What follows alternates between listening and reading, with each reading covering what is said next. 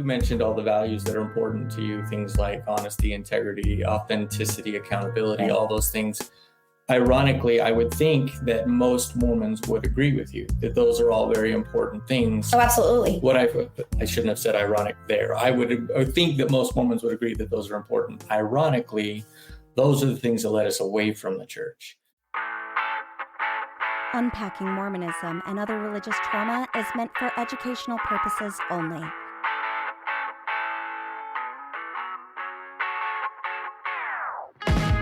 Hello, and welcome to another live episode of Unpacking Mormonism and Other Religious Trauma with Sarah and Mason. We're excited to be here today. How are you feeling, Mason? Good. I'm doing well. Good. So before we jumped into our show today, we kind of wanted to talk about, news in the Mormon family, the Mormon family in the Westbrook, news in the Westbrook family, that we feel has something to do with us losing relationships because we stepped away from the Mormon church. So do you want me to go? Do you want to go? Okay, Happened to me. So we have had some very good friends for the last 14 years. Did some Army time together, did a lot of Mormon church service together. And after military retirement, we ended up living within easy driving proximity to these individuals, people that I would have considered closer than family. Would you, Mason, agree with that? In a lot of ways, yeah. Yeah, individuals that, I'll just put it this way, individuals who gave us or loaned us the financial backing to help protect our son, Brig, during a very difficult time with his schizophrenia diagnosis when we were not in a financial position to be able to do so. They graciously loaned us that money with the caveat of, pay it back when you can. And there were no hard feelings about that for goodness, years and years. And recently in General Conference, and I don't know who said it, I just know that I heard about it on the Mormonism Live. If anybody does know, I'm looking for it. So I would like to. Yeah, we'll find it. Yeah, if somebody knows, please let us know.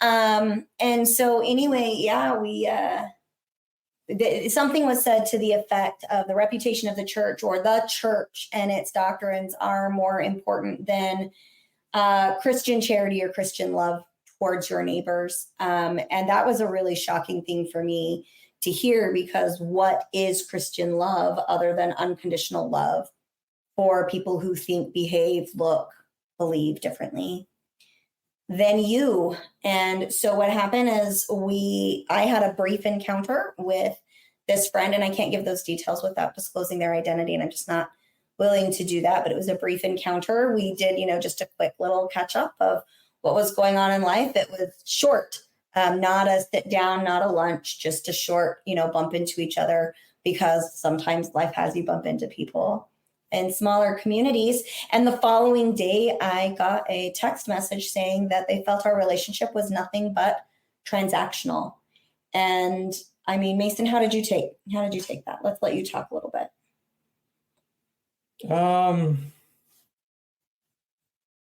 I guess my initial approach is always, well, I can sort of see where you're coming from. But it hasn't been that we haven't tried to have more than just that transactional relationship. Tried to be more involved in, I know especially that you have, and it just hasn't been right. It just hasn't happened. It hasn't been met with openness for that. Yeah. So these are the type of friends that we might see and hang out with once or twice a year. We get together and we spend hours together. No time has passed, even though we live in close proximity. We both have a lot of kids. We are both incredibly busy.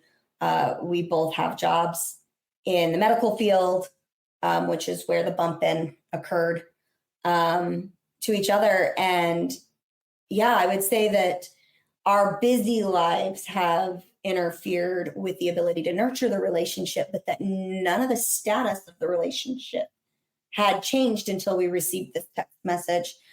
So I reached out to both of them and asked for conversation, like, hey, can you help me understand, like, what's going on? Have we said or done anything that would have influenced this shift? Because we were both kind of caught off guard.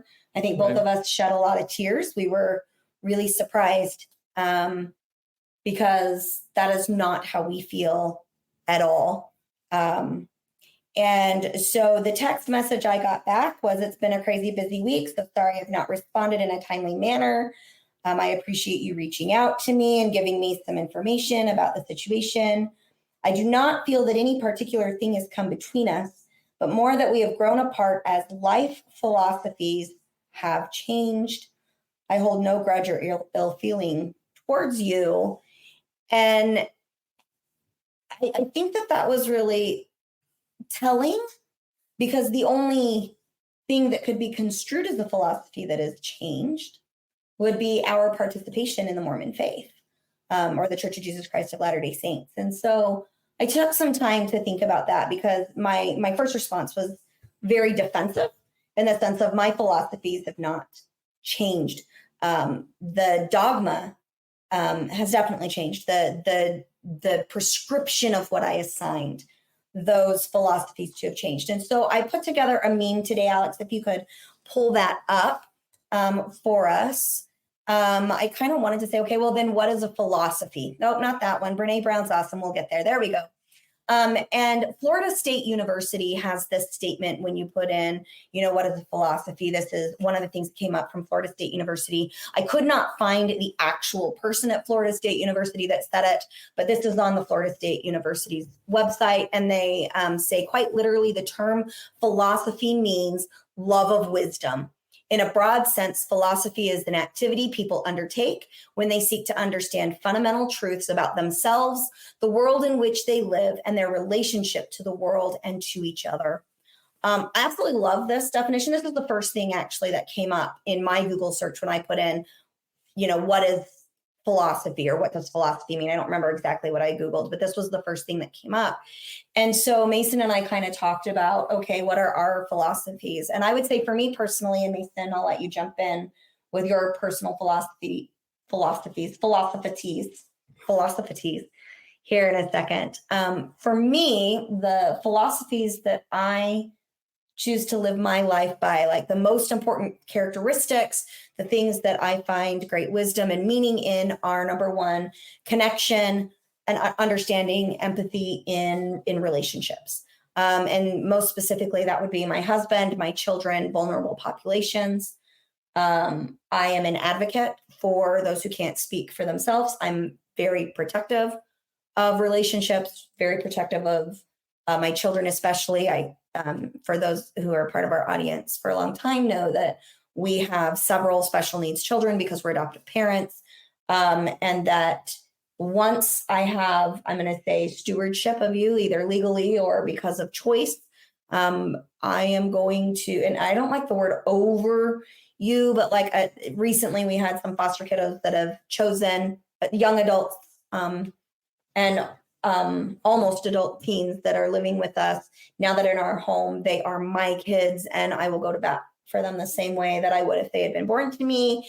That is who I am. And I would say that is my number one philosophy in life, is to love and protect humanity, and to love without condition.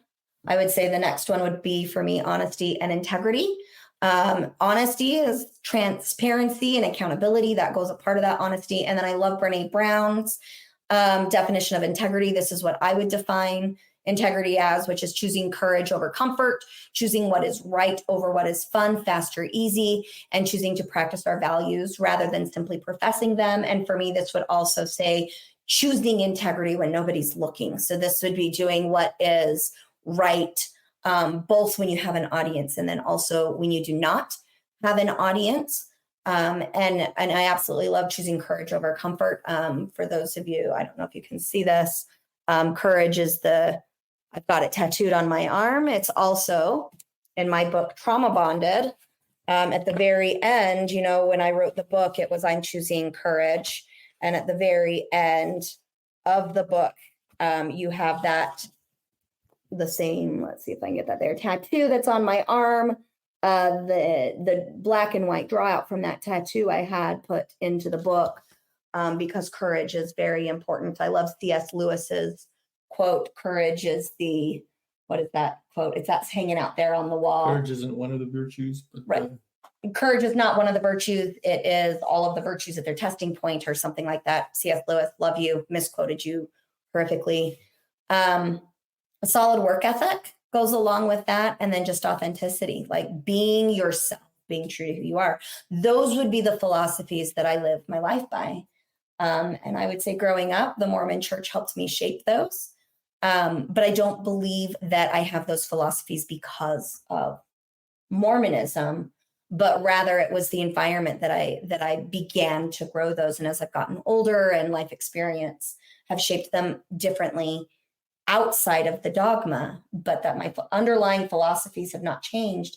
And I would say that this friend values all of those same things. I know her very well, again, 14 years. And I know that family is first, loving others, serving others, helping those who are less fortunate is part of their value system as well. And so I was really shocked when it was changing philosophies as the reason for this, I'm going to say, separation in the friendship. All right, Mace, what about you? Well, first, let me just say I agree. They're probably, if not they're one of the kindest people we've ever met. Right, most generous. They're terrific people, and I don't feel like that's changed because of this choice that they've made. Correct, I agree. I think that Mormonism doesn't allow for relationships with people who disagree on a fundamental level with your religion. So they're not able to. The deep nurturance of it. Like now it feels very surface. Right. Would you agree with me on that? I think that the transactional has come from that. Right now you can't get too close. You can't be close to them. You can't listen to what their thought processes are, what's changed. You can't, because you might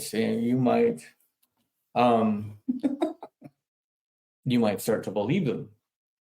Right. I can no longer maintain the closeness that we once had because you're now dangerous to my testimony and belief system. Is that what you're saying? Yeah. Well, and let me just kind of, this just came up on my Facebook feed this morning. It's a distant cousin that wrote this, and this is all political. The post itself is not the point. It's one of the responses, but the fact that Disney Plus will release a movie about a girl getting pregnant by the devil in a one-night stand, but Disney, Amazon, Netflix, and Hulu all refuse to stream Sound of Freedom should tell you everything you need to know. Okay, fine. You talk about that, whatever, right? But one of my other family members, this is what she writes. She says, "What movie so I can avoid it?" And that's the thought process that I feel is so dangerous, is that, oh, you've left the church. Well, let's not talk to you anymore because we don't want to get sucked into that. When for me, and you know what? I've been there. I understand why that happens. Being on this other side, if someone that I respected greatly made a choice to walk away from something that they had been completely dedicated to for 45 years of their life, I would want to know why. I want to know what's going on in that person's life. And some of that is because I've grown a lot over the last 10 years. Yeah. I don't know if I could have done that as a 25-year-old. I don't know if I could have done that. But that's because Mormonism and cult-like organizations, they don't want it. And so they do everything that they can to openly, overtly, and covertly discourage it. Right. And I think that in this case, that's what's happened. Like, this person hasn't ever asked me, what changed? What's going on? They've never asked me. I know that you've talked to them about it a little bit. They've never asked me about it at all. Yeah, so they asked me, what are some of the reasons?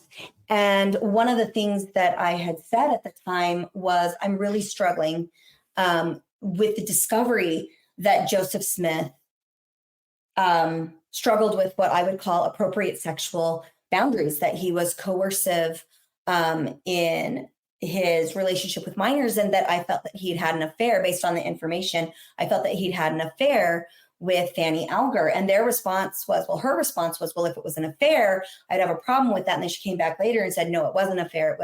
It was a polygamous relationship. And I know that there's a difference of opinion on how that all works. But beyond that, there hasn't been any discussion at all about some of those challenges. And that's not abnormal. Like, again, I said, these friends are those, we are so busy with our families and our jobs and whatnot. Like, she homeschools her kiddos. So she is full-time, pedal to the metal going. And usually what happens is we both come up for oxygen and we're like, hey, I have a weekend off. Do you have this weekend off? Let's get together. And we will spend hours laughing, reconnecting as if no time had passed. So for us, this really came out of the blue. And I love this. Thank you, Quinn. Our journey as former members is to develop our personal power. Yeah, absolutely. I think really before we move into our show content for today, I really kind of wanted to end, and Mason, if you have anything else to say, I have one more thing.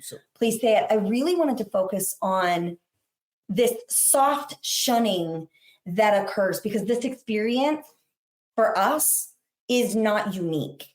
When we talk to other people who have left the church, we hear this from so many people, this soft shunning of, like Mason said earlier, you believe different, therefore I'm not safe with you anymore, despite the fact that our personal values have not changed. The only thing that's really changed for us is the credit we used to give to the church for doing our best to live good, decent human lives. Well, and some of the outside values have changed. Like, I don't care about alcohol anymore. I don't care about coffee anymore. I don't care if somebody decides that they want to have sex outside of marriage. That doesn't matter to me. But those aren't philosophies. Right. Those they're a belief systems. Well, in the case of Mormonism, they're rules. Right. I love this, Quinn. LDS people are passive aggressive, nice to your face, very aggressive to former members. And I'm going to say, that the key word there, Quinn, is passive. This isn't, yes. And behind the scenes, even to faithful members, they are very judgmental. Yes, I know that. This friend had a very difficult time when I got my tattoos. I was troubled. I was having a hard time when I got my tattoos. And she definitely had a conversation with her kiddos, because her kiddos are not the most filtered humans. And they were like, we know you were depressed when you got that. And I was like, well, that is true, but it's okay. So I agree with that. And Alex, just so that you are aware, I'm not sure if it's because we're not signed in or something, but Mason and I cannot see any of the comments that are coming up. So if you can make sure that you're running. Oh, never mind. I see them. I pushed the right thing. Mm-hmm. Quinn says he was in the bishopric. Yes, same. Quinn. Mason served in the bishopric. So go ahead, Mason. Finish your thought, and then let's jump into our show. So the last thing I was going to say is, you mentioned all the values that are important to you, things like honesty, integrity, authenticity, accountability, all those things. Ironically, I would think that most Mormons would agree with you that those are all very important things. Oh, absolutely. I shouldn't have said ironic there. I think that most Mormons would agree that those are important. Ironically, those are the things that led us away from the church.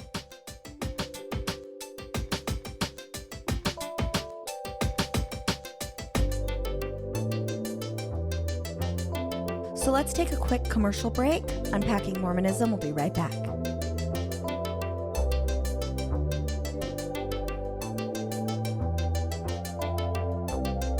Despite the unshakable Iowa Corn-Cyhawk rivalry, there is one thing Iowa State and University of Iowa fans can both agree on: getting hyped for Unleaded 88. It's cleaner burning and better for your engine, and it's cheaper than other fuel options, making Unleaded 88 the clear fuel choice. If Iowa Corn-Cyhawk rivals can agree on it, you know it's worth the hype. So pump it up with Unleaded 88, grown by Iowa corn farmers. The mighty and resilient Merrimack River, carving through the communities of our great region. My name is Linda Lorden, proud president of Merrimack County Savings Bank. And like the river that serves as our namesake, We're a constant yet ever-changing presence. Because to us, it's bigger than banking. It's about powering communities and putting people first. It's about knowing where you came from and where you're going. That's Merrimack style. Visit us at themerrimack.com.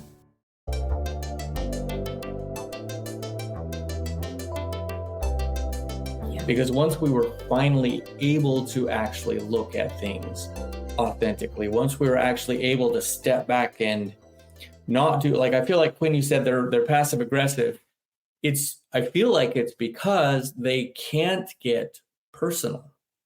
If they get personally involved in whatever you're going through as related to the church, like if you're struggling with kids or something, you know, some people, they're good people for the most part.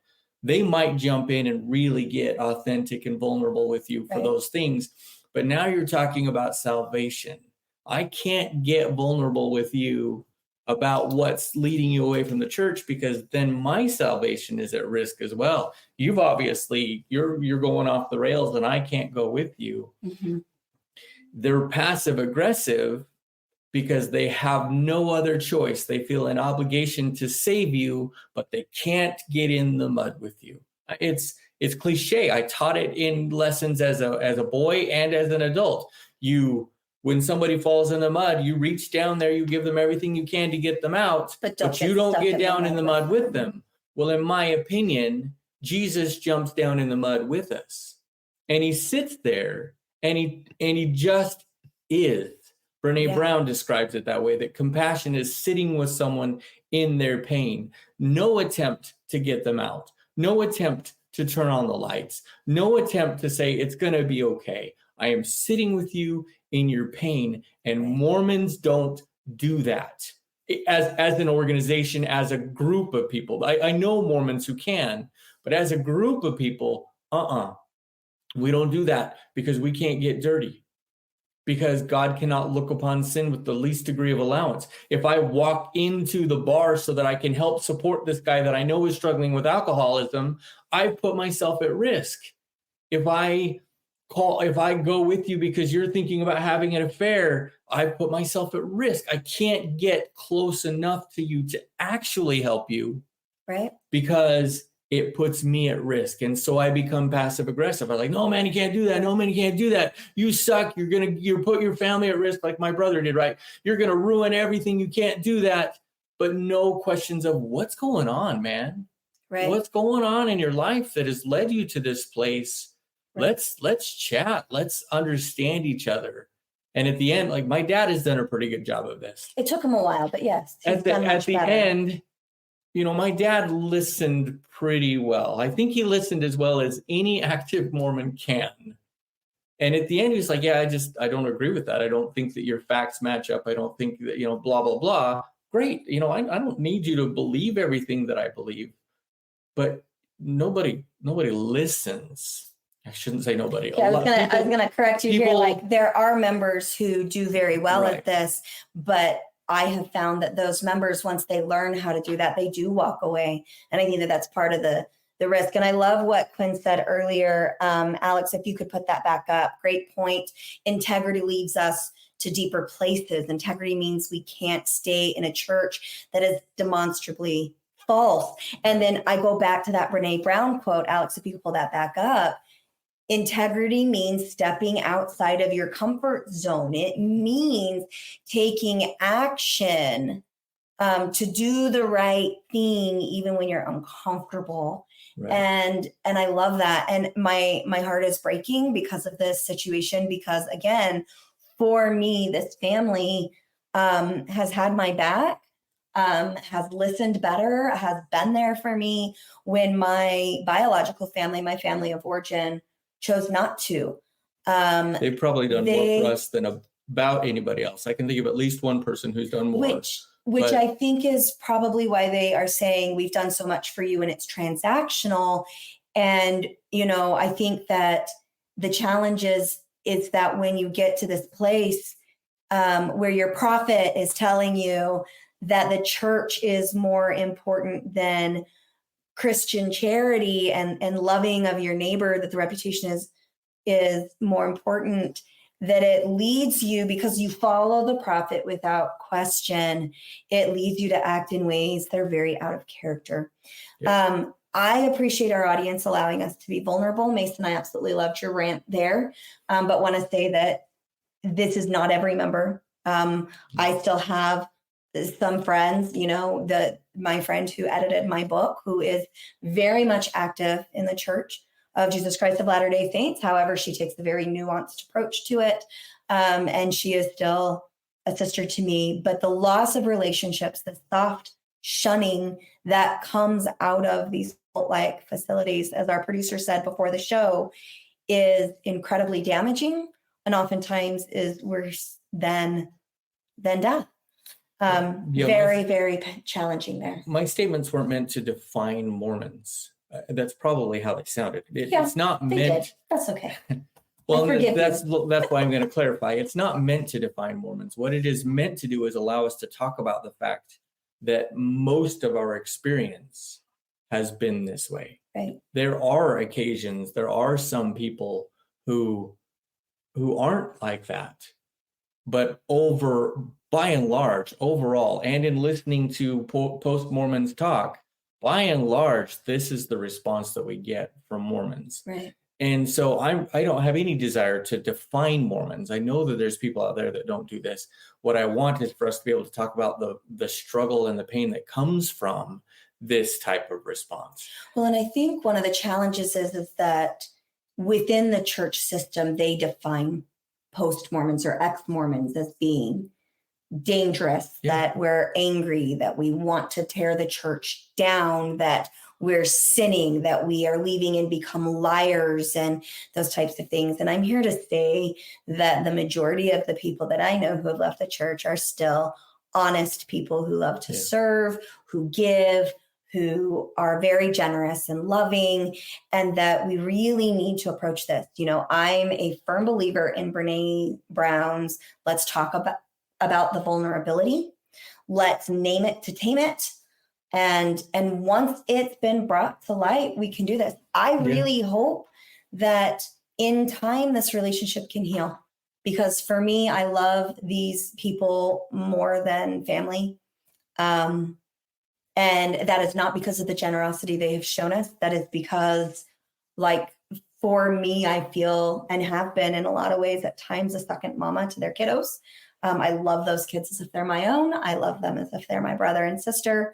If they are listening, friend who's male, the hug that you gave me in your office was healing. I was having a totally shit day and really needed that hug. I feel very betrayed that following the hug, the next day, I got the everything's transactional, because that was very unexpected. I'm gonna start crying again. We've shed a lot of tears. We love them with everything in our hearts, but I'm going to talk about it because this is a problem from some of the best people I've ever known in my life. To say that we're drifting apart because belief systems have changed is excruciating. This isn't what your church teaches, but in our experience, this is what the Church of Jesus Christ expects you to practice. Church of Jesus Christ of Latter-day Saints expects you to practice. Yep. All righty, let's move on. The laying on of hands, blessings of comfort. That is what our show is supposed to be about today. If you would like to donate to our show, here is our Venmo. Thank you, Alex, for putting that up. Alex is our amazing behind-the-scenes producer. We have moved to the farm. We are recording live today from the farm. And our nonprofit organization should be going live here in the next 30 days or so. So you today, if you'd like to donate to our show, you can do so here. And let's talk about this. All right. So Mason, I will, Alex, if you can pull up that picture of the laying on of hands. So I wanted to start today by saying in the Mormon Church, when you are participating in a priesthood ordinance blessing, there is usually physical touching. In fact, I can't think of any priesthood ordinance where there's not some type of physical touch. And I'm not talking about inappropriate sexual touch. That's why I wanted to pull the picture up here. This would what you are seeing is what the Mormon Church would consider the laying on of hands, which is placing your hands on somebody's head. In the temple, there's touching in other ways that we've covered in our temple series that might be a little bit misinterpreted as sexual. It's not intended to be sexual, but for a lot of people, it was very intimately uncomfortable for them. So if you want to hear that, go back to our initiatory episodes on the temple. But this is what we mean by the laying on of hands. Mason, did you have anything you wanted to say about that? You said the other ordinances. Yeah, if it's one person providing an ordinance for another person, yeah, there's always touch involved. Okay, but is there anything that you would do blessing-wise in the priesthood that you can think of where there's not touch? An audience, if you can think of one, let me know. Dedicate a home, you can dedicate a grave. Oh, that's true. Those kind of things. Casting out devils, I guess we're going to raise our hand to the square. Okay. Yeah, so there are things that you can do that are not, but for the most part, you're dedicating a home. It's not a. I guess the sacrament, person.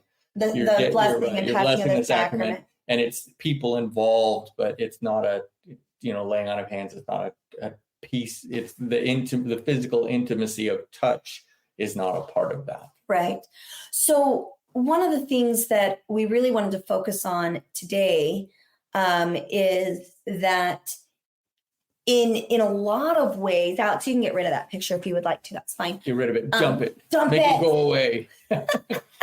So one of the things that we talked about, and I think we briefly mentioned it in one of our past blessing episodes, is that as part of your quote unquote priesthood duties, and remember, priesthood is the power of God enacted on earth by men. And when we say men or man, we mean those who are blessed with a penis. We're talking about literal males. At least have this. At least little Mormons. Mormons, yeah. Mormon males. And so anyway, one of the things is that women are not allowed to give these priesthood blessings. It is something that is reserved only for men. And this is, I think, one of the reasons why there was the ordained women movement was, hey, this doesn't necessarily make any sense. And today, that's kind of what I wanted to touch on. So the type of blessing that we're talking about today is a blessing of comfort or a blessing of healing, or even a father's blessing.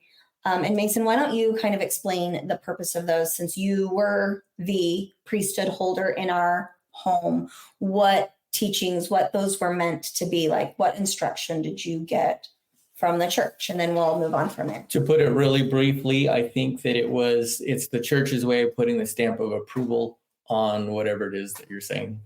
Like when I gave father's blessings, it was always like, bless you that you'll have a good year at school, that you'll make friends, that you'll be safe, those kind of things. Those are all, those are great things.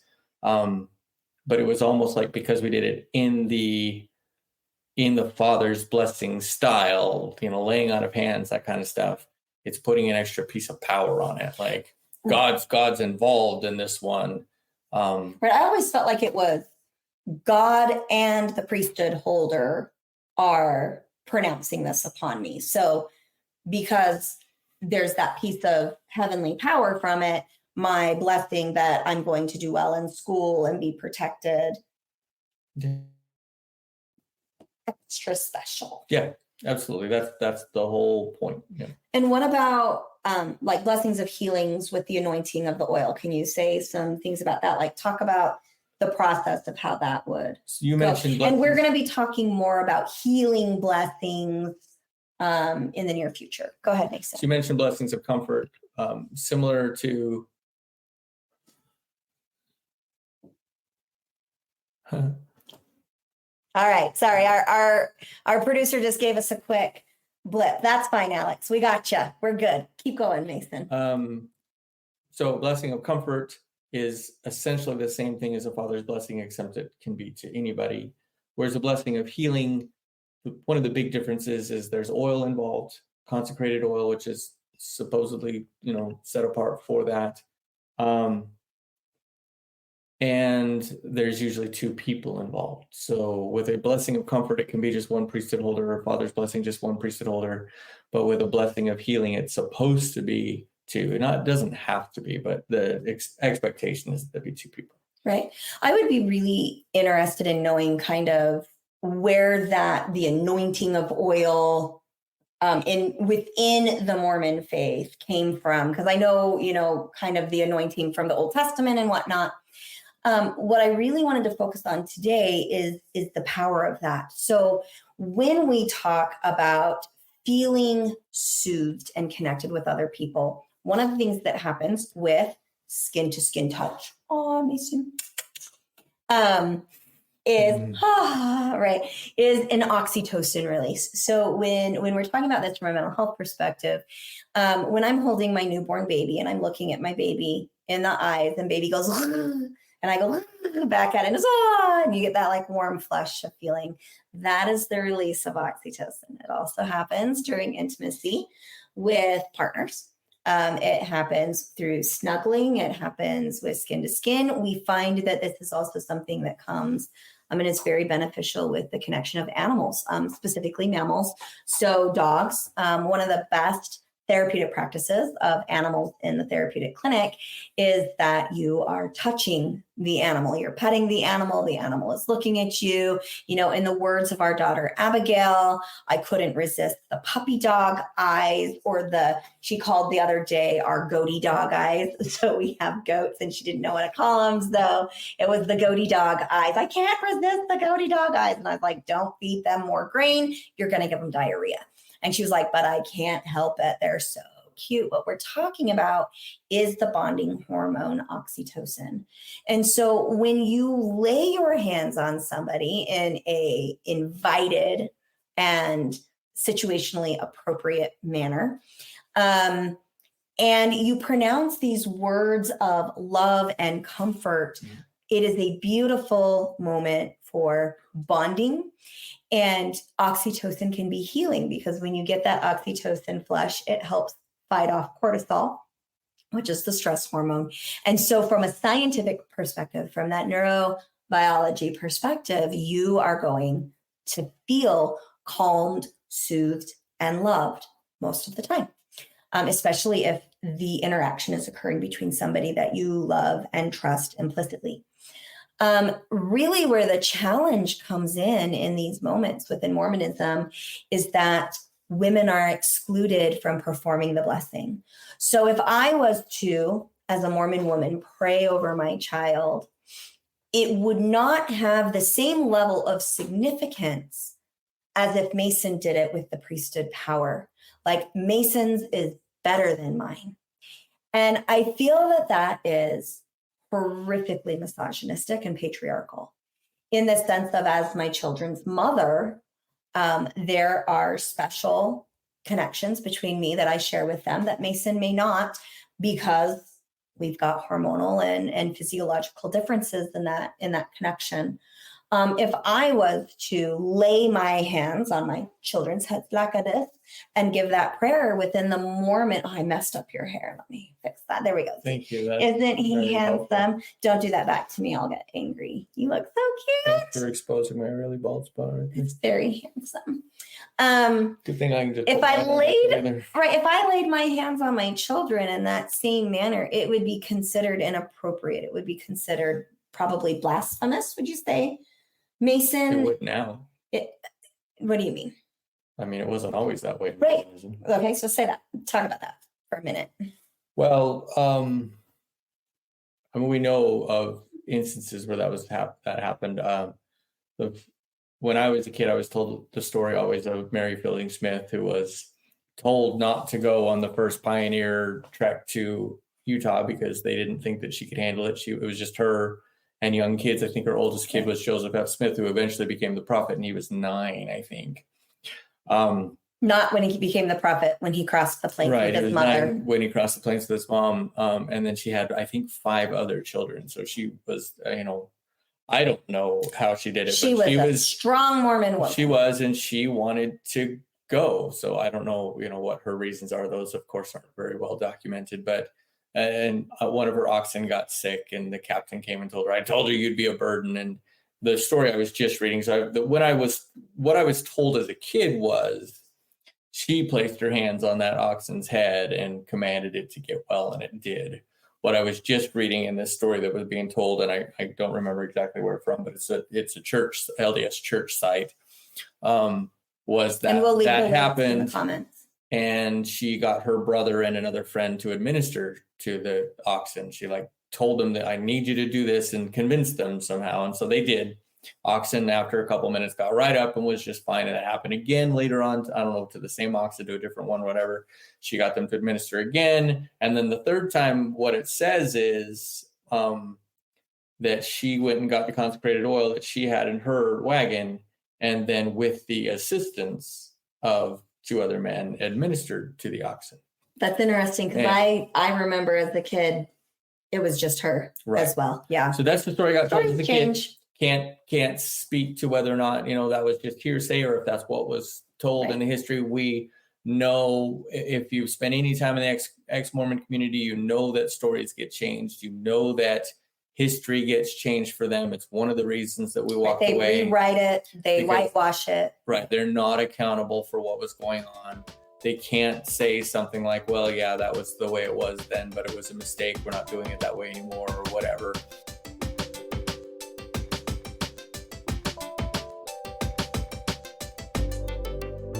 You can buy Trauma Bonded, a true story of navigating attachments forged in complex PTSD by me, anywhere books are sold, including Audible. Despite the unshakable Iowa Corn Cyhawk rivalry, there is one thing Iowa State and University of Iowa fans can both agree on: getting hyped for unleaded 88. It's cleaner burning and better for your engine, and it's cheaper than other fuel options, making unleaded 88 the clear fuel choice. If Iowa Corn Cyhawk rivals can agree on it, you know it's worth the hype. So pump it up with unleaded 88, grown by Iowa corn farmers. One of my favorite lines from the Book of Mormon, the play, is like, I believe in 1978, God changed his mind about Black people. I know. I died laughing. So did half the audience. Right. It was really funny. Right. So so that's the history of it. We know that it has happened before. Whether or not it was sanctioned by the church, I don't know, but it was. Passing Mason some notes. So, yeah.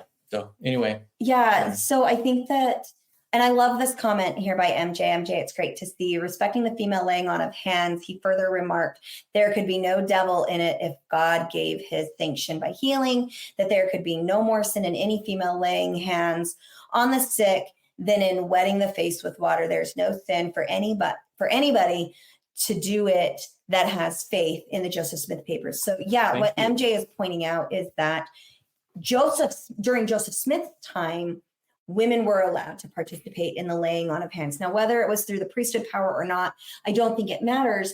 The point being that it was an honored practice and that women did it quite frequently. And then Brigham Young removed that from women, I believe, do not quote me on this, around the same time that he dissolved the Relief Society organization, and it's never come back.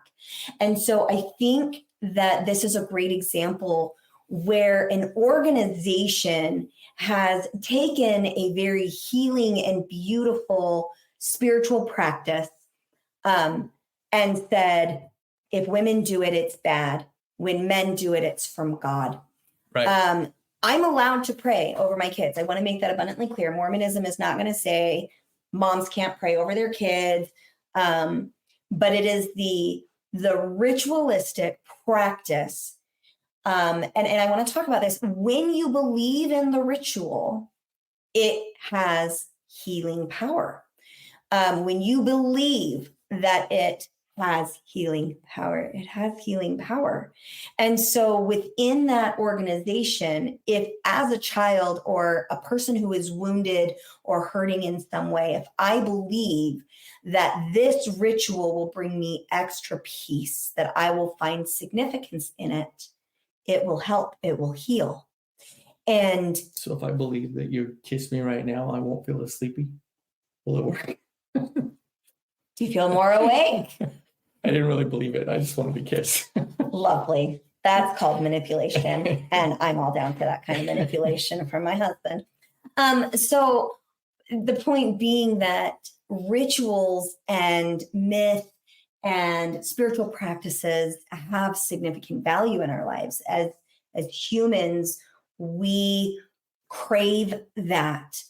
And then you have an organization that minimizes and takes it away from a certain gender because my anatomy doesn't match.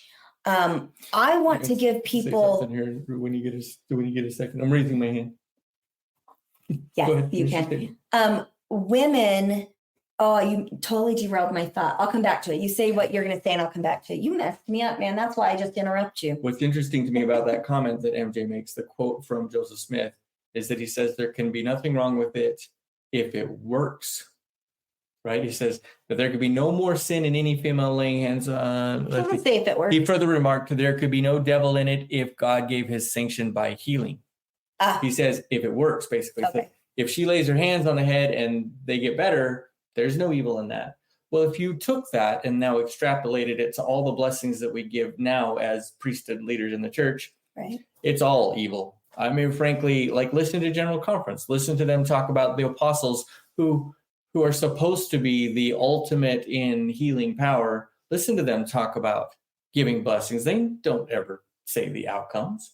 Or even worse, sometimes like you have faith enough to not be healed kind of a stuff. They only say the outcome when it's helpful. They don't talk about the outcome when it's not. And we're going to actually talk about that, I think, at our next live show when we do the blessings of healings. We're gonna bring that up. But I wanted to say that this is an example of an organization monopolizing God's power, quote unquote, God's power, and defining it in a way that minimizes the value of, I'll say, the feminine divine or the beauty of what a female has to offer. I'm here to say that from a neurobiological standpoint, if my child wanted me to pray over them with my hands on their head or while I'm holding them in God's name, and we have that belief that that is going to be healing, that not only will it help reduce stress, which helps with healing, also as you reduce cortisol in your system, you relieve inflammation, healing, but also the beauty and the connective nature of that is going to be a bonding experience, which I think is where the benefit of men giving these blessings is. Like a man is usually in Mormonism, not a nurturing, gentle, kind, focused on the needs or the tender needs of others. That's not the man's necessary role in Mormonism. And so one of the beauties of these priesthood blessings is it has a man focus on that part in those moments. And I think that to the point of them excusing it. What do you mean? Like, I mean, the church, when people ask, well, why are men the only ones that have the priesthood? Right. One of the excuses that they make, reasons, whatever they call it, what I call it, one of their excuses is, well, it allows the man to be closer and be more intimate and connect with it. And with people around him. Right. It allows the man to kind of change his base nature and actually be caring and stuff. And maybe it does, but it feels more like a rationalization than it does a reason. Right. So I think in closing, what we really wanted to talk about today is blessings of comfort and healing can be a beautiful thing. Do not allow an organization to define what works for you, what practices and rituals are beneficial for you and your family. I will say that as long as you're causing no harm. So touch has to be invited, it needs to be appropriate, non-abusive. I mean, let's look at that. But that if it is that tender, nurturing touch, especially within your intimate group of friends and family and your community circle, with these blessings that you are inviting spirituality in, it can be healing. Take advantage of it. Gender roles have no place in this practice. And LDS Church, I think you really need to take a look inward and see that you are oppressing the role that a woman could have in her family in this practice by making it uncomfortable, sinful and frowned upon, you are taking away from what could be beautiful within the female community of your church. This is one of those times that maybe Joseph Smith had it right. Let's go back to what he did before. So once again, if you would like to donate to our show, you can do so through this Venmo app. We will be getting the nonprofit status and stuff up here over the next 30 days or so. We are very excited to be here at the farm. If you are in trouble, if you are having a mental health crisis, please dial or text 988. You do not have to be suicidal or homicidal for this. They stayed on the line with me when I was struggling at one point. And then just a reminder from our producer, consent is an always. Also, removal of consent can occur at any time, and we need to respect that removal of consent. So thank you so much for joining us today. Leave your comments here, and if you'd like to get in touch with us or interact with us, or even give us some suggestions or constructive criticism, please do so by emailing us at daisygirlcommunications@gmail.com. Thanks so much, and we will see you next time. Bye, y'all. Love y'all.